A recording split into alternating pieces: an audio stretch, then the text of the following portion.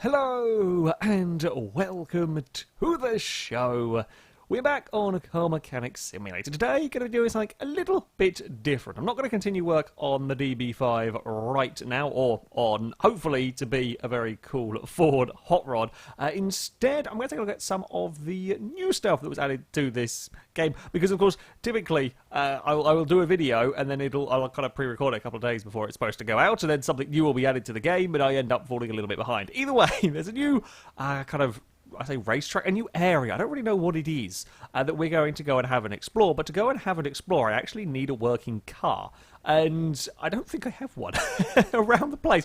So I decided, what I'm going to do, we're going to head to a barn find. When I cheated in my levels, a whole bunch of barn finds have now appeared. I'm going to get something from the barn. Hopefully you can get something fairly interesting. Hopefully one of the new variants on some cars. And then we will take it, once we've got it started and got it working, we'll take it to the abandoned airport and see what that's all about. Well, we have spawned into this barn facing the door. Are we going? No, it's not a particularly big barn, not a particularly big barn at all.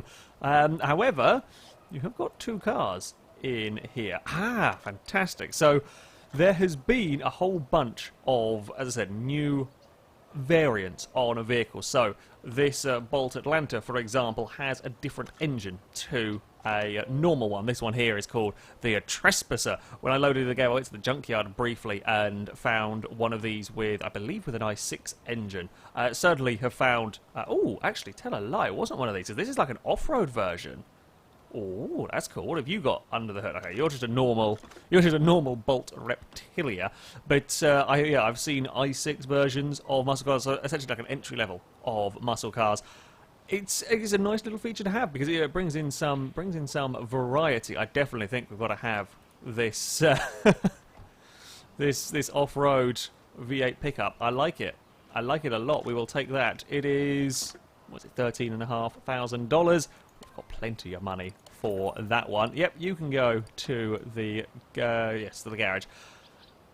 It's only a minor thing, and you know, none of the engines are new as such. Actually, I think the engine that was in that Trespasser is a slightly different variant that I'm not sure I've seen before, but a lot of them are just cars with different engines. It's just more variety. There is more variety up there when it comes to searching through junkyards and barn finds and so on, looking for specific stuff. Yeah, there's just a more... find specific stuff, more difficult, but there is just more variety in general. We've got an RX-7 wheel if we're... I don't really know why I'm bothering searching through here. Ooh! I do know why I'm bothering searching through here. I found a boot for my Aston.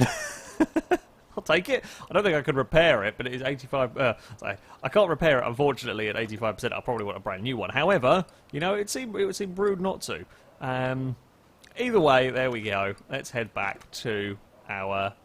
Geez, that's an expensive piece of... again, it's Aston Martin, let's face it. Head back to the garage. Well, I don't think I could really have done much better in terms of finding something interesting to work on. Now, the reason why I've chosen to go to a barn find rather than out to the junkyard, of course, is because these vehicles are more likely to be, I say complete, but they're going to need a lot less parts to get it working. I don't have to completely strip the entire thing down. In fact, well, I will have a little bit of an investigate over this vehicle, have a little look around. It looks like on the most part, certainly suspension-wise, it is largely complete. We may be missing, of course, the age-old rubber bushings around the place. Let's have a look. You can be a little bit cheeky. You jump into part mount mode and you will see the little glowy outlines to tell you where bits are missing. It looks like, though, the rear of this car relatively complete. I actually really quite like this pickup truck. It's a really cool little neat addition. As I said, the engine is, yeah, completely different one. I've worked on V8 overhead valve engines before, of course I have, but while the suspension, we've had this suspension configuration on vehicles in the past. Yeah, it's something new with a slight variant on that V8. Shall we go and do... actually, if we go... No, not into that. We want to go into normal mode. We want to click on the... Not on the suspension, on the engine. Part mount. Right, so we need air filter cover... a lot of variants on this overhead valve engine. We need... Oh, we need to lift it up for the oil filter. So we need overhead valve E air filter, we need an oil filter, and we need a fan. So while that's lifting up, it is off to the shop we go. Actually, nice to see uses for these the huge variety of overhead valve various number parts, essentially. Oil filter for a... Ooh, I assume it would be that one. I didn't actually pay any attention to... Not the cleverest thing from me. Radiator fan, again, working on the assumption that it'll be the overhead valve one. Of course, it's always a little bit risky. You never know with these. Sometimes they borrow parts from different engines and so on. Like that, for example. Bloody typical. Oh, well, there's $9 wasted. Terrible. Terrible me. Alright, we can... Oh, okay. Radiator fan B. Nope. This is a horrible mishmash of parts. Trying to guesswork it. One bit I got right is the one bit that I actually paid proper attention to. Typical. We will have one shiny bit on the engine. It's fine. Radiator fan B. Typical. And fan B. Okay, you can go on there. Now this is just to have, I think, all of the bits. The engine might not start. Sometimes they will. However, there could be something in this engine that is too bad a condition for it to run. Now, what I'm going to do before we try and get it moving is go into... I have to click on the engine first, then go into examine tools, of course.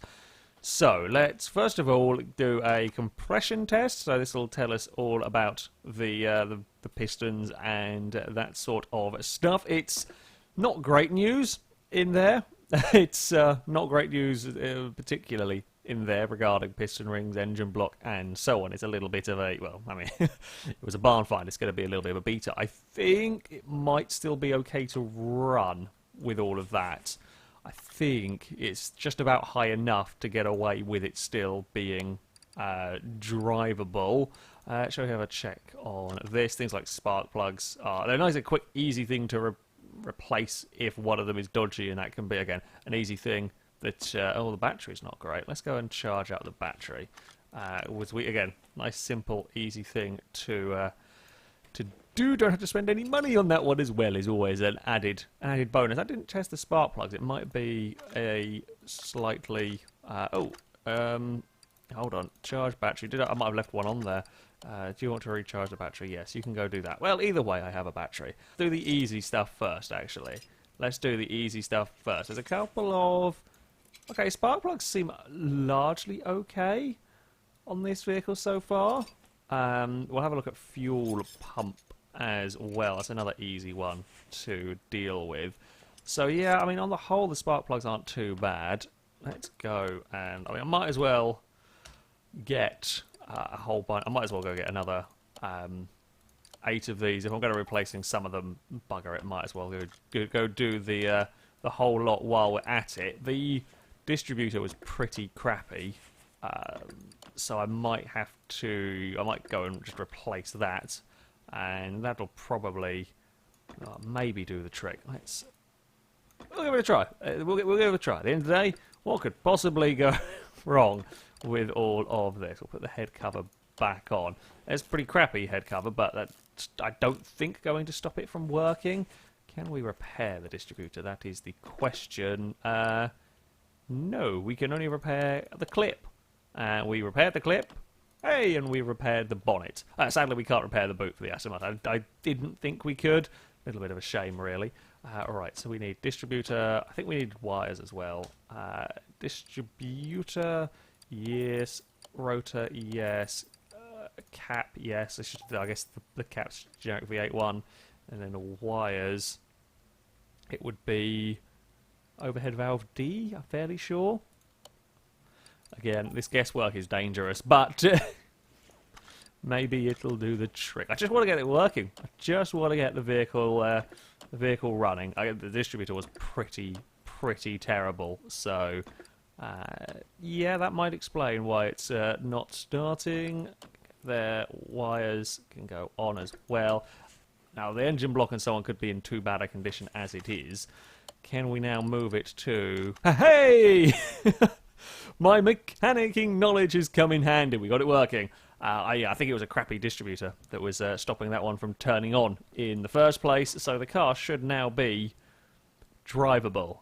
I actually really like this version of the of the pickup, just that slightly raised up one. I think it's really, really cool. I'm so happy. Oh, didn't notice we don't have a steering wheel. Hold on, interior assemble. I think I have a steering wheel I can stick on it for now.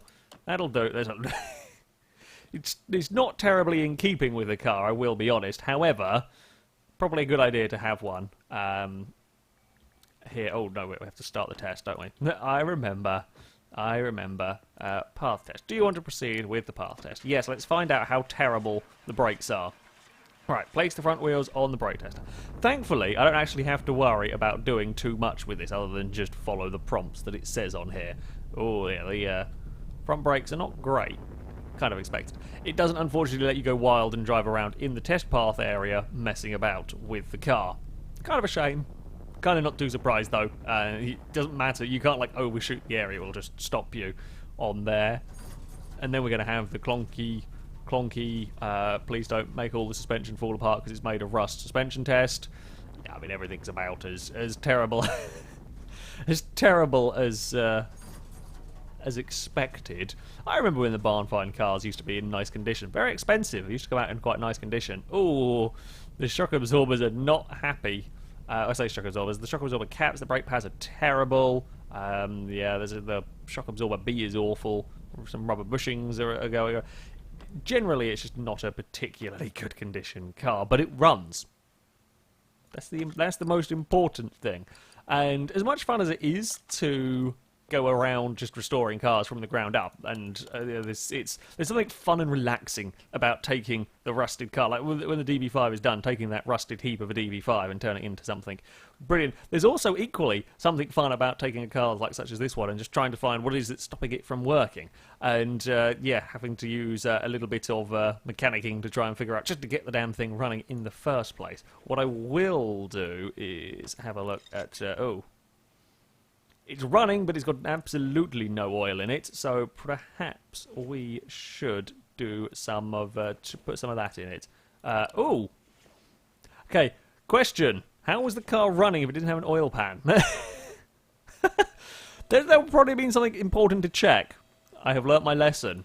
Now, if I've been playing... What was it? Was it Revhead? I'm trying to remember that. There's another...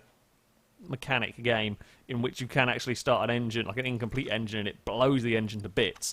Last time I played it, I did it when I misclicked the button to fire up the engine, and that made a bad time for everyone. Can we go to a normal mode? Go away. So now part mount. What are we missing then? Why is that not letting me put a? It's not letting me put an oil pan on it. Why is it not letting me do that? Is there something else missing? Oh, we might have to take the engine out. Oh no, I can't take the engine out because that's got a i6 on it. Oh, bugger and blast. Now it's proper mechanicking of trying to figure out what's wrong with this damn car. Why won't you? I mean, I guess it's missing something. So, aha! That's missing a rod cap there. How on earth did this start? How on earth did this start to get working on the test bed? That is the question right now. I clearly drove it forwards. I clearly drove it forwards to the various tests. It's a magical car. That's the bugger that we need. We will have one shiny bit in the engine. Hey, there we go. Overhead valve. Oil pan. It'll probably be easier to search for it. I was going to just search for overhead valve C, but then there's going to be lots of bits for that. Oil pan would be a more sensible way, honestly. I know what I'm doing. I'm a professional. I mean, we've figured it out. We've got it working, apparently. Now we can go put some oil in it. Always check. Always check the oil pan. Now... this should be the last thing that we need to get it properly working and drivable. And so on. Fingers crossed. Don't know if it's going to be adversely affected in terms of handling, considering how balked the suspension, brakes, running gear in general is. It might be able to get this to roll, though. I would imagine it's got that little bit more ground clearance that rolling is hopefully, always hopefully a distinct possibility. We almost got the pickup truck thing to go for a tumble. Shall we go and put the... we need to click on the car, don't we? Assembly mode. We'll put the bonnet back on it. There we go. Right. To the abandoned airport to have some fun with our off-road pickup truck thing. Well, here we are. It's a larger area than I was expecting it to be. Kind of reminds me a little bit of the test area from like Forza 4. Kind of reminds me. I can't remember what that test area was called, but wow, it actually is surprisingly big area to explore around here. Now I am driving on a controller. Have got that all rigged up and working. Does make driving a lot nicer. I'll say that much. Does make driving an awful lot nicer. From kind of brief experience with it at the test track, it makes the kind of game wanting to steer itself a little easier to deal with, but I don't know why when we go here the game doesn't really want to steer itself in the same way that it does at the racetrack. So it's probably a more entertaining place to drive the vehicles. Well, if you can't get a timed lap or anything, more fun because the game isn't busy interfering. This is a massive area. This is a really huge area. Oh, that's a dead end. I was going to go exploring. Damn it. Nothing to go exploring. I was hoping to find some jumps as well to launch the car off of. Doesn't look like there is any particularly. It looks like a good place to play a game of tag around all of the containers. I was kind of expecting it to potentially be a little bit more powerful. I guess it's a fairly old V8. It's more torquey than it is powerful. Good for pulling stuff and pushing stuff out of the way and so on. Top speed, probably not the greatest. And let's face it, it's not exactly got amazing aerodynamical properties, this vehicle. What have we got over here? Anything of interest? Oh, around the back of those. I'm trying to figure out the point of those signs. Like they are some of the biggest advertising for nothingness I don't think I have ever seen. The biggest advertising in nothingness. I guess when it was an airport there was some use for them. What have we got in here? Oh, that's going to be a dead end. Oh, nope, can't fit through that gap. Don't think there is a look behind button either. So when you're in cockpit view you're kind of scuppered. Ah, okay, clicking the left stick changes camera angle on controller. Nice to know. Do any of the other buttons do anything? Oh, B brings up that menu. Not so helpful. Look at that. Hold on a second. Look at this steering lock we've got going on. Is that usual? My suspension or my front wheels do not seem to be connected to anything either. They definitely seemed okay when we were in the garage, right? I'm not going mad. That's some seriously impressive steering lock there. Let's try to see if we can... no. Yeah, we can kind of... It's... There's slightly weird. Slightly weird on that old steering angle front. What have we got in here? Can we climb up on stuff in this area? Kind of reminds me a little bit of the Gymkhana areas from Dirt. Oh god, which Dirt game was it? Dirt 3 that had the Gymkhana areas? It doesn't look like we can go climbing up on anything. Damn, I've got an off-road vehicle. I wanted to try and make the most of the off-roadness, the potential off-roadness, and that incredible steering lock. I mean, we can almost do reverse donuts in a rear-wheel drive? I think it's rear-wheel drive, only this. Yeah, that's mental stuff. I've got to try out a few more cars, I think, in future. Find out which ones... Oh. Uh-oh, don't eat my car, please. Can we sneak under here? Yes, we can. Fantastic, that can get us out of there. Well, it would certainly be a good place for testing the faster cars. With there being so much space, you can actually get, I would imagine, some relatively high top speeds out of vehicles. This thing is rather limited to about 80 miles an hour that we're doing here. This area over here is quite an interesting slalom stuff that we can play around with if we so wish, and really test the vehicle's handling, test this car's crazy steering lock. It doesn't really want to. It doesn't really have the. I don't think the power to really wiggle around. I imagine with a high-powered car, much fun messing around in these car parks. Oh, that's not a handbrake. What managed to do there? Managed to zoom. Ah. Okay, left and right button kind of zoom the camera in on the vehicle. Well, it's an interesting area. A very interesting area, this one. Oh, can we climb over a wreck of a car? That is the challenge here. Will the bolt be able to... Ooh! They actually have physics attached to them. What? I was not prepared for that. The ability to push stuff around. Okay, here we go. We're going for a run-up. We're going to go for a climb over them. We're definitely rear-wheel drive as well, because it was spinning the rear wheels only. I was kind of expecting it to only be rear-wheel drive, but you never know. And yes! We've climbed over them! We've rolled everything! We can finally say this game is fully FailRace approved! We've rolled a car. I would say some celebratory donuts are in order. In fact, we've rolled our car, one of the wreck cars, and almost the second wreck car. So, it is doubly and a half FailRace approved. Now I want to go and use that other one over there as a ramp. I like this vehicle. This vehicle is good fun. Right. Spin. Actually, no. Tell you what, we'll go for a bigger run-up. Go for as big a run-up as possible. Over this way, and then use all of the speed. Well, I say all of the speed. It's slightly less dramatic, all of the speed, but all of the speed, nevertheless. Woohoo! Much of the speed and much of the fun has been had with this guy. Okay, the steering's a little bit weird. I'll be honest. Steering is a little bit weird.